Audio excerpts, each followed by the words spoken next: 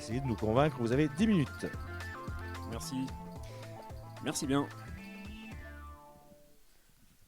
Donc oui, Michael Ross, chez Thales 6, au service soutien, pour avec une spécialité forcément pour le naval, étant donné que c'est le cœur d'activité sur le bassin. Il faut juste que je trouve comment ça fonctionne. C'est la flèche du bas. Alors un petit mot sur Thales 6, système d'information et communication sécurisé. Donc c'est une entreprise qui est spécialisée dans la fabrication de produits. Enfin, on va mettre un focus sur les métiers, l'activité phare de la société. Donc c'est la production de produits qui vont avoir attrait à la radio. Donc radiocommunication, radio-identification, système de guerre électronique, avec une orientation forcément très, très défense, une grosse activité pour l'armée de terre, l'armée de l'air et la marine nationale forcément, sur ces différents domaines techniques, avec toujours une prépondérance forcément pour tous les systèmes radio. Donc la radio, ça va être typiquement la radio tactique qui va être emportée par un fantassin, et ça peut être aussi les systèmes de communication radio plutôt satellite pour avoir une chaîne de bout en bout sur le système de communication sécurisé, en rajoutant forcément une notion de sécurisation de la donnée et de cryptage. Donc le produit, une fois qu'il est fabriqué, qu'il est déployé chez le client, c'est le service client, service soutien client, qui va prendre la main sur la vie du produit et qui va travailler avec une organisation sur la pérennité du produit, qui va amener le produit jusqu'à une certaine durée de vie. Ça, c'est l'organisation industrielle entre guillemets standard sur les produits qui ont été fabriqués par Thales. On va rentrer avec une notion de maintien en condition opérationnelle des produits, de ces produits-là, une fois déployés à bord des différents porteurs. Le service client, en quelques mots, c'est 1000 collaborateurs répartis sur 9 sites un peu partout en France, avec des centres industriels qui sont assez importants et puis d'autres agences de proximité qui sont qui sont plutôt à taille humaine. Et je vais vous parler spécifiquement de celle de Toulon, celle qui nous intéresse, qui gère d'ailleurs également le site de Brest. Donc là, sur ces deux antennes-là, on a 40 personnes, dont les métiers vont être la réalisation de projets de MCO dans le domaine naval, la participation aux IVVQ des systèmes. Alors l'IVVQ, c'est quoi? C'est la validation et la qualification des systèmes sur les différents porteurs. Donc forcément, une fois qu'on a fait ça, après la phase de fabrication des produits, on glisse plus facilement sur la notion de soutien et de MCO. Donc juste pour le contexte, donc le segment naval, SNA, qui gère les équipes qui se trouvent à Toulon et Brest, gère également 30 contrats de soutien à travers forcément un grand nombre de contrats en France, mais aussi à l'export. Alors les enjeux clients, eh bien, c'est forcément un client qui achète un produit qui est très performant. Il veut que son produit il soit performant et disponible le plus longtemps possible. Et comme je vous l'ai dit, l'organisation industrielle du soutien, elle a une durée de vie qui est entre guillemets préprogrammée, qu'on essaie tous de rallonger le plus possible, côté industriel et côté client, puisqu'il y a une volonté de maintenir le plus longtemps possible ces équipements performants et opérationnels. On se rend compte que l'organisation qui permet ça, elle est assez complexe. Alors côté client, vu client, les systèmes militaires ils sont de plus en plus conçus à base de COTS notamment, et les COTS ils ont une problématique, c'est qu'ils ont une durée de vie qui est assez... la durée de vie n'est pas courte, mais plutôt le cycle de vie est assez court, parce qu'on a des versions qui changent en permanence, des mises à jour, des upgrades des produits, qui font que c'est assez difficile à soutenir, des produits qui sont en perpétuelle évolution.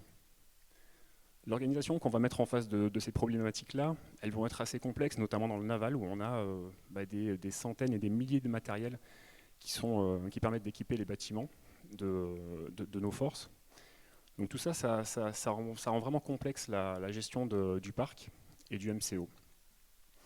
Et en plus de ça, côté industriel, on va avoir des difficultés, et plus ou moins de difficultés à trouver des organisations qui répondent à ces besoins et à cette problématique. C'est-à-dire que d'un côté, on produit des systèmes qui sont complexes, on a cette mission-là, et de l'autre, on doit les soutenir le plus longtemps possible, et on sait bien qu'en termes de pérennité, on a toutes les problématiques d'obsolescence, déjà en phase fabrication, qu'on récupère aussi sur le SAV, sur le soutien. Bref. Donc avec tous ces éléments, on se rend bien compte que les enjeux clients, d'anticiper les budgets de soutien, etc., d'améliorer la disponibilité de ces matériels, bah, c'est un vrai problème. Alors en quoi la tierce maintenance, ça va répondre à ces problématiques-là? Eh bien aujourd'hui, en fin de compte, est-ce que la tierce maintenance, elle amène une solution, ou est-ce que le client a créé finalement cette solution chez l'industriel? C'est un débat. En tout cas, aujourd'hui, la tierce maintenance, c'est quoi? C'est la capacité d'un industriel d'intervenir sur un produit qui n'est pas forcément de sa conception.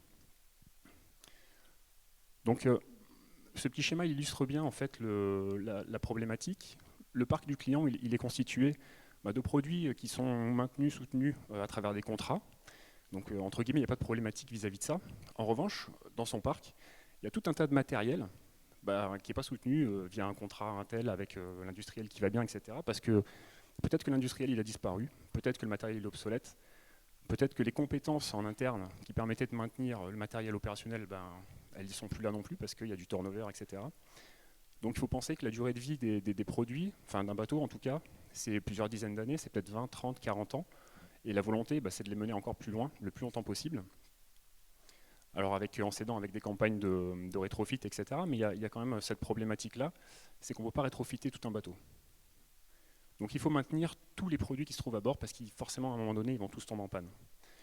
Donc notre capacité aujourd'hui chez SIX, chez SNA, c'est de pouvoir justement capter tout un tas de matériel sur lesquels on n'est pas forcément positionné, on n'est pas industriel, on n'est pas fabricant. On va capter tous ces matériels et on va savoir après les traiter. Donc soit les régulier en s'appuyant sur un tissu de sous-traitants locaux, notamment, soit en internalisant une partie de ces prestations-là. Et ça va permettre de répondre à cette problématique client et massivement répondre à cette problématique client, puisqu'on a eu la chance d'avoir un rétexte très important là-dessus. Alors comment est-ce qu'on fait ça? Eh bien, on va profiter de notre structure, de notre organisation industrielle, qui est détaillée ici. Donc on capte tous les matériels et puis ensuite avec l'aide de nos outils, on va pouvoir gérer le flux logistique et savoir si comme j'ai dit tout à l'heure, on traite en interne, on renvoie chez le sous-traitant dans certains cas par exemple, après peut-être de nombreuses discussions pour qu'il veuille bien prendre en charge notre demande. Enfin bref. Je vais passer à la suivante. Ce qui me semble important, en fait, c'est de voir que pour rendre cette mission possible, il y a des fondamentaux, et c'est ceux que j'ai détaillés ici. On a forcément besoin de compétences techniques qui sont très spécialisées et orientées de tierce maintenance. C'est-à-dire que quand on reçoit un matériel dans nos locaux, ou que le client nous sollicite pour qu'on intervienne sur une carte, un moteur, une caméra ou je ne sais quoi, un amplificateur ou autre, forcément, il ne faut pas qu'on ait la peur d'intervenir dessus. Et il faut plutôt qu'on ait la fibre et la curiosité de se poser la question, enfin d'être capable de se poser la question, qu'est-ce que je peux faire pour mon client et comment je peux faire pour lui apporter une solution. Donc là, on a vraiment des gens qui vont être, je dis qu'ils sont spécialisés, parce qu'en réalité, je fais partie de ces gens-là qui font de la réparation. Je sors de GE2I, moi aussi. Enfin, j'ai fait mes études ici. Et finalement, je suis un peu comme tous les étudiants qu'on va trouver ici, sauf que j'ai peut-être cette fibre, en plus, cette espèce de curiosité, de fascination pour les objets que je ne connais pas. Et du coup, je vais aller creuser, essayer de trouver des solutions. Et aujourd'hui, on a développé cette petite équipe qui permet de prendre en charge un certain nombre de réparations. Donc dans les autres éléments qui vont nous aider à être performants vis-à-vis de ça, on a aussi une équipe d'experts système chez nous, qui va nous permettre de comprendre un peu le contexte d'utilisation et les contraintes qui sont liées à l'utilisation de ces produits. Et du coup, forcément, techniquement, pour prendre en charge les réparations et comprendre le stress auquel ils sont soumis, les raisons pour lesquelles il peut y avoir des pannes, etc., c'est forcément plus simple. Et on a également une équipe projet qui est spécialisée là-dedans et qui permet de chapeauter l'activité et faire le lien entre le client et la technique. Et pour finir, on a une expérience importante maintenant de cette activité-là qui vient aussi forcément nous aider à être plus performant. On va dire qu'aujourd'hui, on est capable de parler de catalogue sur la réparation de tierce maintenance pour l'activité du naval, typiquement. Bon, on a un catalogue de référence qui est assez important au regard de ce qu'on a su traiter. 10 minutes, impeccable. Donc je finis juste avec des petites photos qui permettent d'illustrer les matériels qu'on a su prendre en charge, avec au milieu une représentation de tout ce qu'on peut faire en atelier, à savoir que finalement on est simplement des techniciens passionnés qui ont des compétences et des motivations peut-être un peu de geek, de l'électronique, enfin voilà, c'est une passion. Merci beaucoup, Michael Ross. Je pense que tout le monde a bien compris en quoi consistait la tierce maintenance. Alors, dernier retour.